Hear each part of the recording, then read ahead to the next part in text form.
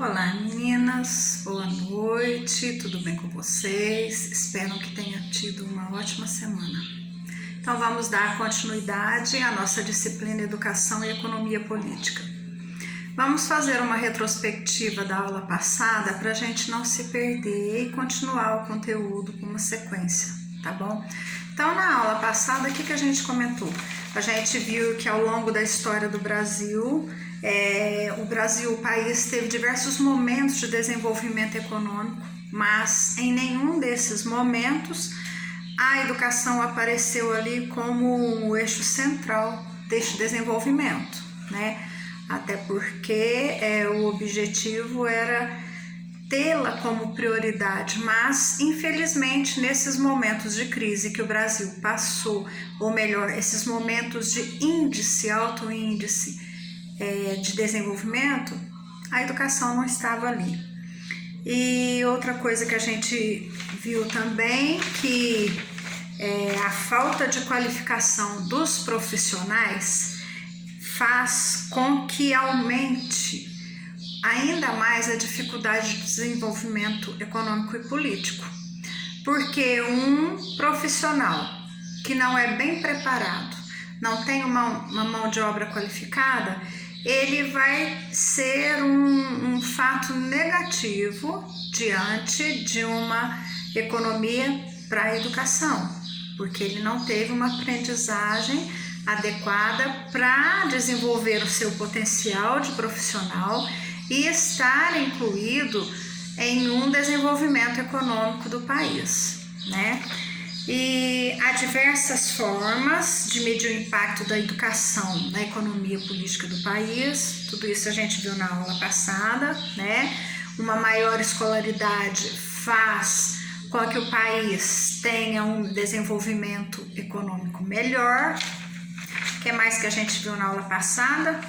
A baixa qualificação dos profissionais na educação acaba reforçando as desigualdades e influenciando numa política econômica de não muito sucesso. E foi isso que a gente viu. A gente viu também alguma fala do Karl Marx, né? Que ele vem e diz que a educação deveria servir como uma propaganda para o desenvolvimento político de um país, mostrando que países onde tem uma educação mais evoluída, o desenvolvimento econômico é maior. Então, esses foram alguns pontos que a gente viu na aula passada. Então, vamos dar continuidade à nossa aula de hoje e não vai fugir muito do assunto, não, mas a gente vai aprofundar um pouquinho mais, né? A educação e a economia, elas sempre estiveram diretamente interligadas, o tempo todo. Para se chegar a essa conclusão, basta pensar na evolução do mercado de trabalho.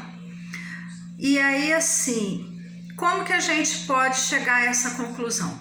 Antes se pensava principalmente que a mão de obra qualificada era um dos maiores fatores para o desenvolvimento econômico e político. Hoje já não se leva tanto em conta a qualificação de mão de obra. Além dessa qualificação, leva-se em conta também as habilidades emocionais, cognitivas, habilidades de pensamento construtivo, tudo isso aliado à necessidade de conhecer cada vez mais o profissional, né? Então, assim, cada vez mais fica assim, difícil esquecer os valores éticos, porque hoje fala-se muito em ética profissional, até para evitar a corrupção, que é uma das coisas que mais acontece em nosso país, né? Então, assim, vamos pensar aqui, se sempre preocupou com uma mão de obra qualificada para se ter um sucesso em determinadas profissões, hoje leva-se em conta também aquelas situações emocionais equilibradas, Por quê? Porque um profissional que não tem um equilíbrio, ele não vai ser um ponto positivo para aquela empresa, para aquela instituição que ele vai trabalhar. Jogando aqui na educação, vamos colocar assim, ó, um professor, ele é formado, ele é graduado, ele é pós-graduado, mas na maioria das vezes ele é um professor inseguro, ansioso e que não tem um equilíbrio emocional. Por quê? Devido a vários fatores externos, devido a várias exigências que a sociedade coloca para esse professor, devido aos problemas pessoais que ele tem em casa e deixa influenciar no seu trabalho. Então, assim, pode ser um profissional super graduado, que tenha N diplomas, que tenha N pós-graduações, às vezes tem até mestrado, doutorado, mas ele perde quando vai para o lado de habilidades emocionais, cognitivas. Muitas vezes a gente encontra aquele profissional dentro de uma instituição escolar que tem dificuldade de trabalhar em equipe. Na maioria das vezes é um profissional que gosta de trabalhar sozinho, individual, e a gente sabe que hoje todas as empresas, o que elas mais prezam é o trabalho em equipe. Então, assim, um profissional, um educador que não consegue trabalhar em equipe, como que ele vai ensinar isso para os seus alunos? Como que ele vai passar para os alunos que o que importa é a cooperação entre um grupo para a gente conseguir realizar uma atividade com sucesso? Então, tudo isso hoje é levado em conta além da qualificação de mão de obra, né? Principalmente em um professor. Professor dentro de uma sala de aula, diante de 20, 25 alunos, se ele demonstra uma insegurança, se ele demonstra um estado de ansiedade, se ele se descontrola emocionalmente dentro da sala de aula, o que vai acontecer? Os seus alunos vão perder a confiança no seu trabalho, eles não vão respeitá-lo, principalmente se for um profissional que vai ter alguma crise, algum descontrole ali dentro da sala de aula. Então, assim, o professor, além de estar bem qualificado, ter uma mão de obra qualificada, uma pós-graduação, um mestrado, um doutorado, ele tem que se cuidar emocionalmente. As habilidades cognitivas, emocionais também têm que estar estáveis, tá? Porque, querendo ou não, um profissional que não tenha essas habilidades, ele vai acabar sendo dando um gasto para a política do município, do estado que ele trabalha. Porque se é um profissional que tenha um problema emocional, que seja necessário fazer um tratamento, afastar da escola, olha aí o gasto que vai ter, né? Então, assim, ele vai ter que afastar, ele vai ter que colocar alguém para substituí-lo. Tudo isso influencia na economia. Então, assim, além da mão de obra qualificada, o professor precisa também desenvolver essas habilidades, tá? É claro que não poderia estar fora da educação, afinal, os valores éticos, porque a gente comentou ali no parágrafo de cima, que tudo isso está voltado para os valores éticos da educação, até para evitar a corrupção. Agora, deixando de lado a corrupção, mas levando em conta os valores éticos específicos da educação, para que se possa ter uma aprendizagem garantida e plena, o que vai acontecer? Os professores, eles têm que saber como lidar com determinadas situações, com determinados problemas, que na maioria das vezes exige ética. Essa história de um colega falar mal de outro colega, querer fazer a caveira do outro colega, simplesmente por inveja, ou muitas vezes porque quer puxar o tapete, porque sabe que aquela vaga que o amigo tem é melhor que a dele, por querer ocupar aquela vaga. Olha aí a falta de ética. Então, assim, dentro da escola, a gente tem que trabalhar o tempo todo também a ética, né? É o que eu falei, trabalhar em equipe é um cooperar com o outro e não um querer puxar o tapete do outro, passar por cima do outro. A ambição é necessária para que a gente chegue aonde a gente deseja, né? Todo mundo tem que ter um pouquinho de ambição, porque senão a gente nunca vai sair do lugar, a gente vai ficar estagnado. Agora, como você vai satisfazer a sua ambição é que é o importante. Não adianta você querer chegar num lugar passando por cima dos outros, derrubando os outros, machucando os outros. A gente pode satisfazer as nossas ambições e as nossas ansiedades, mas pelo caminho correto, ético, através da ética, e não fazendo mal para o outro. Ninguém chega a um lugar de sucesso quando essa pessoa vai fazer alguma coisa que vai prejudicar o outro.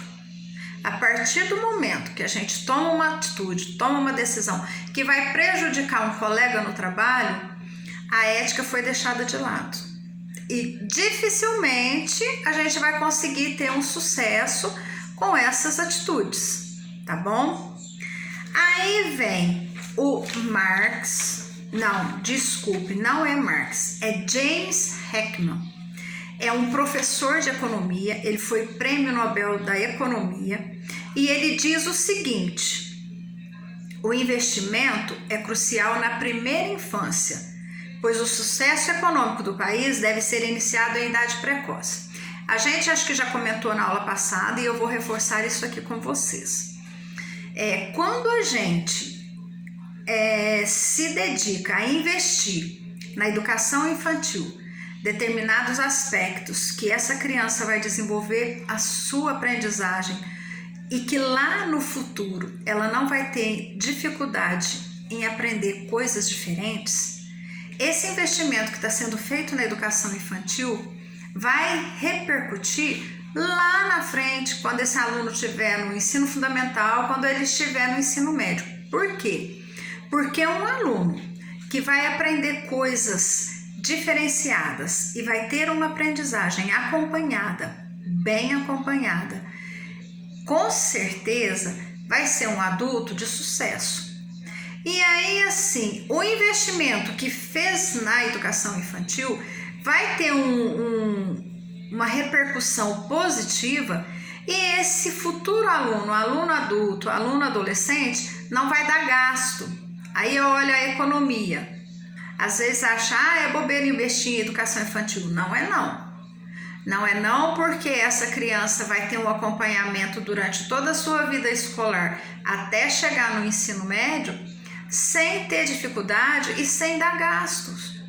Porque olha aqui, segundo o Heckman, ele fala o seguinte: quando uma pessoa mais se aproxima da idade adulta, sem ter tido uma aprendizagem favorável na idade precoce, que é a primeira infância que ele diz que seria a educação infantil, esse adolescente ele vai ter muito maior dificuldade de aprender do que aquela criança que veio e acompanhou a sua trajetória escolar com antecedência na primeira infância. E ele diz ainda mais que quanto mais está adulto e quanto maior a idade para se aprender, a capacidade de absorção é um pouco mais difícil, né? Não rotulando aqui que tem idade para aprender, para estudar, para fazer as coisas. Não é isso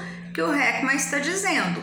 O que ele diz é o seguinte: um aluno que teve um investimento na educação infantil Quando ele chega na idade adulta, ele vai ter muito mais facilidade de aprender as coisas e não vai dar um gasto na economia e vai surtir melhor efeito do que aquela criança que não teve um investimento na sua fase de educação infantil, primeira infância, e vai chegar na fase adulta sem os conhecimentos necessários para aquela idade.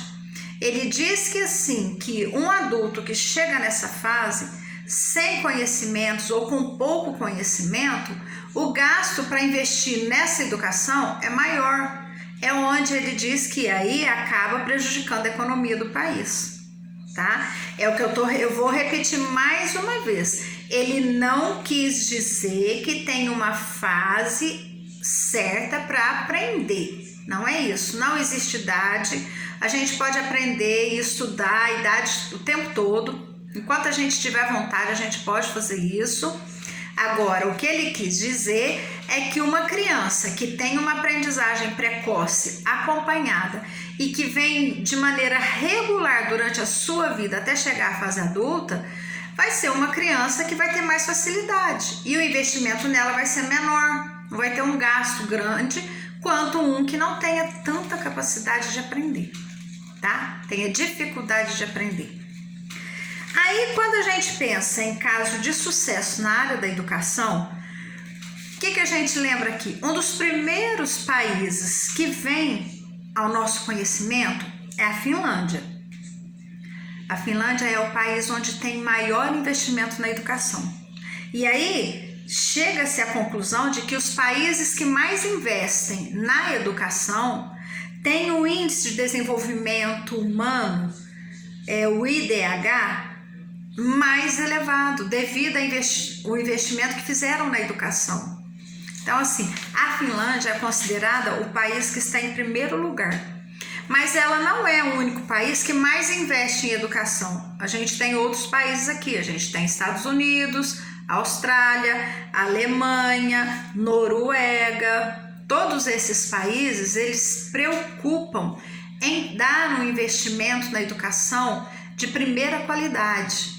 E aí, assim, um país onde tem uma educação elevada, o nível de economia também é elevado.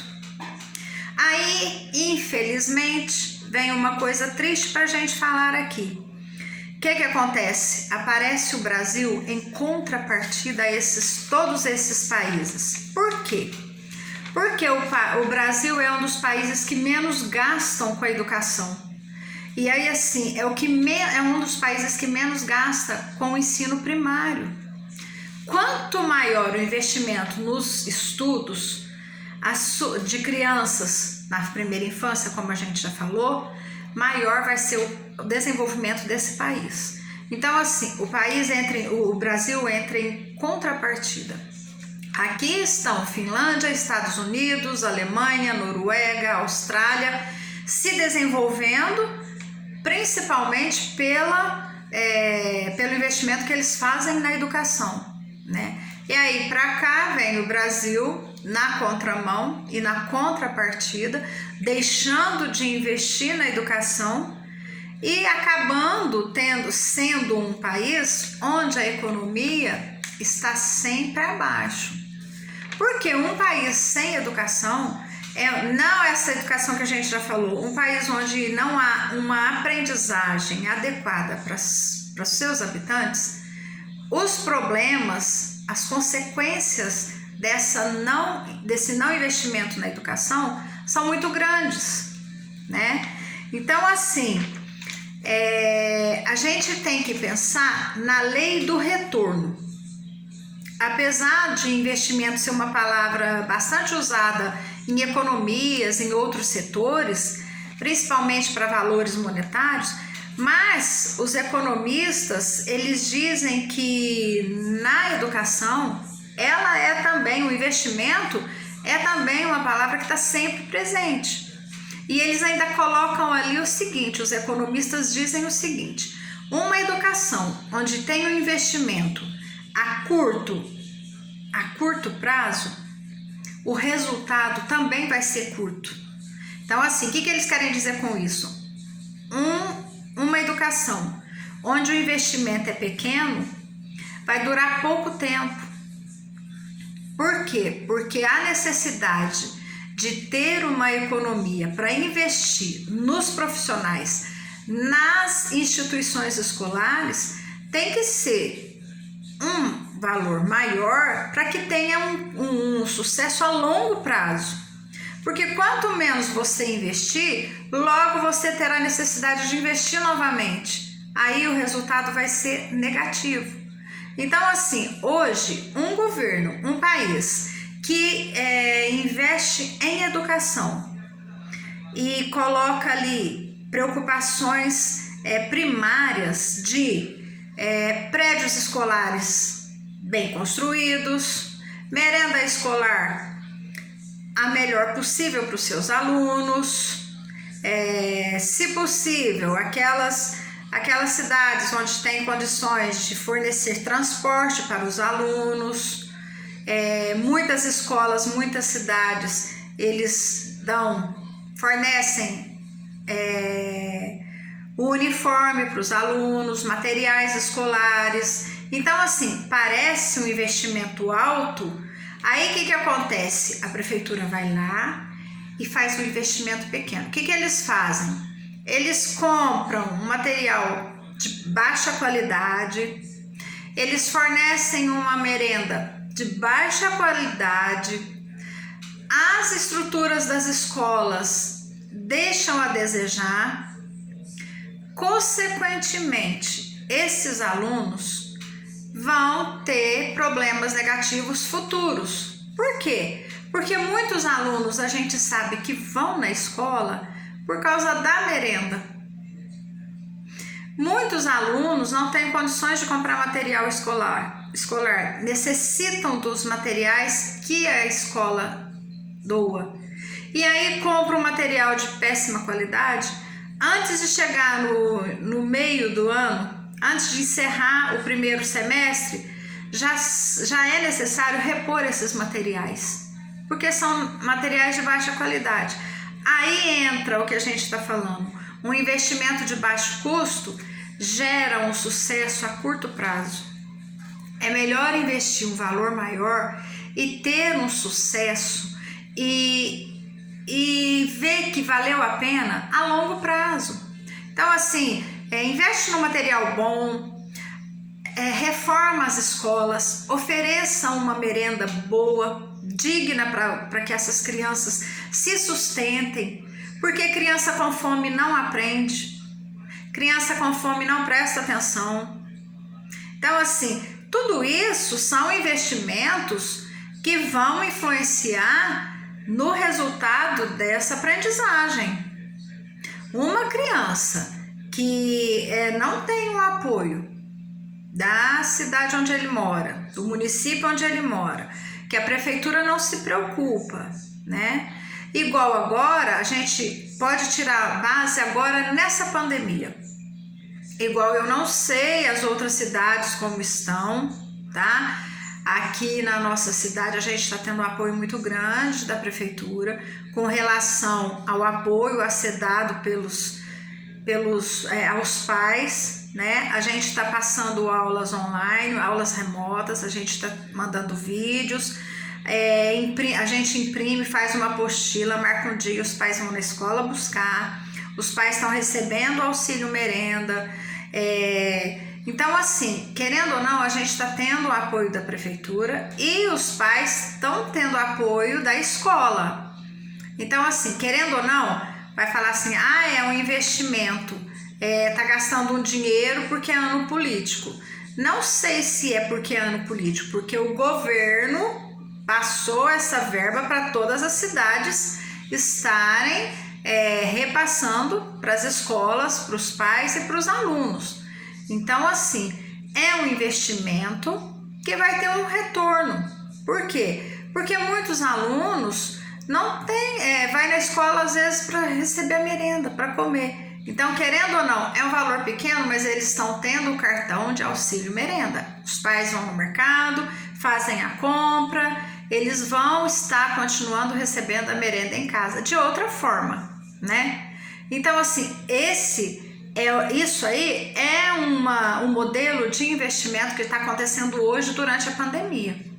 Até porque está sendo muito difícil trabalhar da forma que a gente está trabalhando. Porque a gente sabe que tem muitos alunos que não têm acesso à internet, tem muitos pais que moram em fazenda, né? Então, assim, de uma certa forma, a escola está dando apoio a essas famílias. Então, assim, é um investimento que está sendo a curto prazo, porque a gente espera que passe logo esse prazo, né? A gente ainda não sabe quando vai retornar às aulas presenciais, mas de qualquer forma vai ter um sucesso lá no final, porque está sendo feito um investimento agora, no período que está sendo necessitado, né? Então, assim, é o que a gente falou aqui, ó. Os investimentos de curto prazo, o retorno vai ser menor. Quando a gente busca um prazo maior, dificilmente a gente vai encontrar uma dificuldade lá no final, tá? Quando a gente investe um valor maior, o prazo de receber esse sucesso também vai ser maior. Não vai ser uma coisa passageira que logo acaba, porque o investimento está sendo um investimento maior, um investimento grande, né? A educação, ela é um direito e não pode ser reduzida a um simples fator econômico. Isso aí, gente, é uma preocupação que a gente tem o tempo todo, porque a boa educação, ela precisa ser ofertada a todas as pessoas, porque é direito de todo mundo estudar, ir para a escola, né? Mas essa educação também precisa ser ofertada a todos com garantia de qualidade. Não adianta falar assim, a gente está ofertando a educação, mas é uma educação de qualquer jeito, só para falar que está ensinando. Isso aí vai também de nós professores, nós pedagogas que somos, porque já as considero assim. Então, assim, vai também da nossa capacidade e da nossa compreensão em oferecer uma qualidade de ensino para os nossos alunos.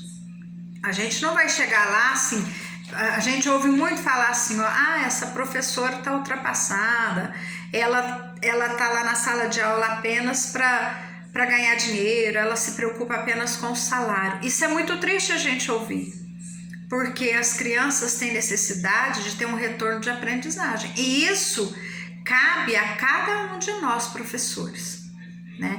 Então, assim, tratar a educação como direito significa compreender, valorizar e respeitar os nossos alunos. E também cabe à sociedade compreender, respeitar e valorizar o nosso trabalho de professor e educador. Porque o nosso trabalho, muitas vezes, também, ele não é respeitado, ele não é valorizado.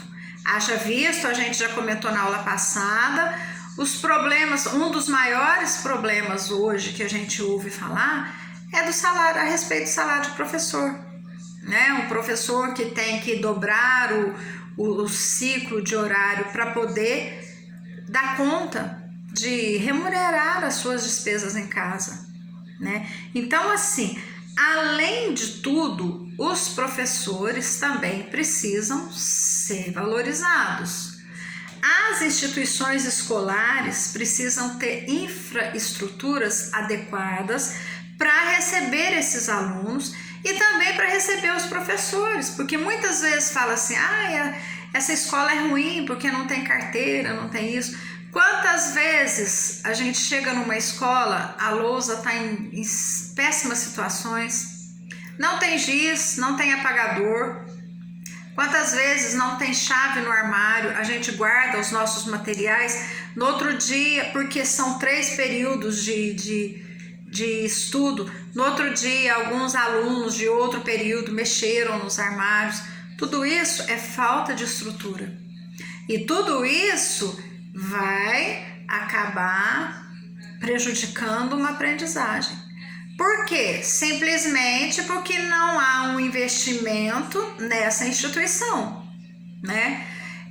haja visto que a gente tem que levar em conta que uma escola desestruturada no espaço dela, não desestruturada em pessoas, mas desestruturada em condições de trabalho, não tem uma aprendizagem com bastante sucesso como um prédio escolar onde tem uma boa estrutura que a gente trabalha. Hoje a gente sabe que tem instituição escolar que já tem lousas digitais, que tem laboratórios de informática, que tem bibliotecas, né? O ideal era que isso fosse comum nas escolas e não falar que isso, a escola tem isso. Não, isso seria o padrão para todas as escolas para poder oferecer um ensino de qualidade para os seus alunos e um ambiente de qualidade para os professores trabalharem, né? Porque muitas vezes a gente leva de casa, a gente desembolsa com materiais para trabalhar porque a escola não tem como fornecer para a gente. Então, assim, o professor que se dedica e coloca a mão no bolso e não preocupa com isso, mas quer que os seus alunos aprendam, ele vai ter um resultado positivo com seus alunos.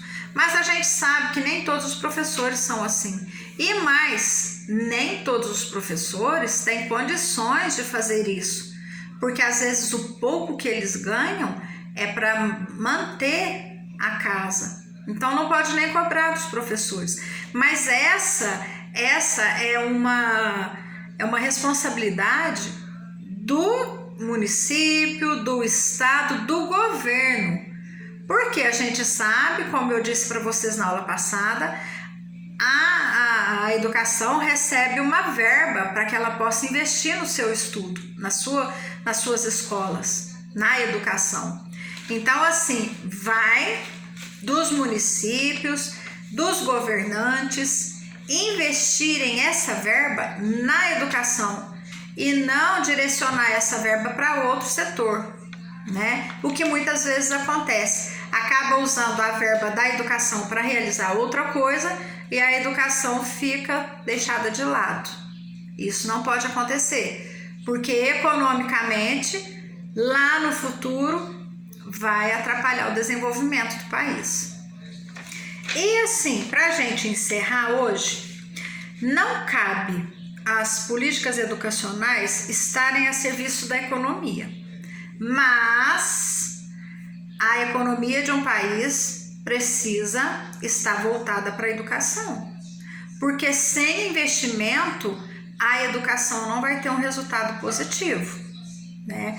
Então não adianta a gente querer separar a educação de economia política, não tem como, porque a educação necessita de investimentos e o investimento vai vir de um fator econômico político, seja ele qual for, ou municipal, ou estadual, ou federal, né? E assim, infelizmente, é uma coisa que acontece, assim, que muitas vezes o país não deixa a economia estar voltada para a educação. E um país onde ele quer ter um pleno desenvolvimento, é necessário que ele faça um investimento primeiramente na educação. Tanto a gente sabe assim que a saúde é importante, a educação é importante e os outros setores também são importantes. Mas como a gente ouve muito falar que não tem como chegar a nenhum lugar sem antes passar pela educação, né? Todo mundo precisa de ir para a escola para poder chegar a uma profissão que deseja. Qualquer profissão que seja, tem que passar pela escola. Então, assim, a educação deveria ser o primeiro investimento de todos os países, para que esse país tivesse um pleno desenvolvimento econômico. Certo, meninas? Então, assim, eu espero que vocês tenham entendido, eu espero que tenha conseguido passar de maneira clara para vocês, tá bom? Então, assim, a semana que vem a gente continua, a gente ainda tem mais 2 aulas e vamos encerrar por aqui a nossa aula de hoje. Uma boa noite para vocês, um beijo a cada uma de vocês, fiquem com Deus, até a semana que vem.